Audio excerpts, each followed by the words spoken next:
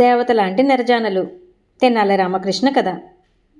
ఆ మర్నాడు రాయలవారు కవులతో సమావేశమైనప్పుడు యథాలాపంగా మన విజయనగరంలో జరుగుతున్న విజయదశమి సంబరాల్లో పాల్గొనటానికి నెల్లూరు నుంచి భోగమ్మేళం వారు వచ్చారట కదా.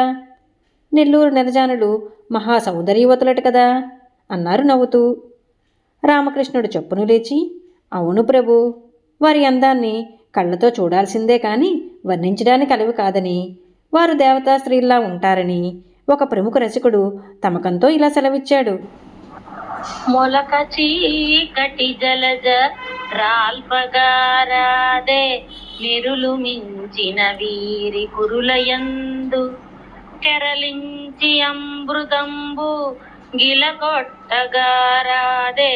ముద్దు చూపెడి వీరి మోములందు పచ్చ బంగారు కుప్పలు సేయగారాదే గబ్బు మీరిన వీరి గుబ్బలందు పండు వెన్నెల తేట పరిడవింపగరాదే నగవు గుల్కెడి వీరి మొగములందు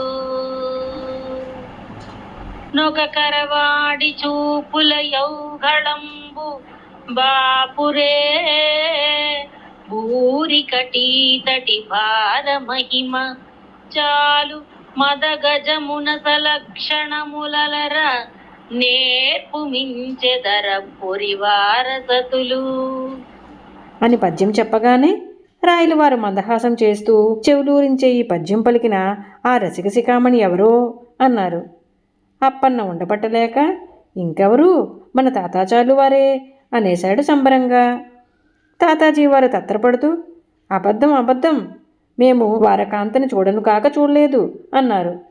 రామకృష్ణుడు కుంటునవ్వు నవ్వి, అయ్యా రసికాగ్రిని గారు, తమరు తమకంతో చొంగ కార్చుకుంటూ ఆ వారకాంతకి పాదాక్రాంతమైనప్పుడు జారిపోయిన పట్టుపంచే బంగారు ఆభరణాలు ఇవిగో అన్నాడు పైకెత్తి చూపుతూ. అంతే, సభంతా నవ్వులతో దద్దరిల్లిపోయింది. ఈ కథ మీకు నచ్చినట్లయితే లైక్ చేయండి, షేర్ చేయండి. మరిన్ని మంచి కథల కోసం మా సంపత్ ఛానల్ని సబ్స్క్రైబ్ చేసుకోండి.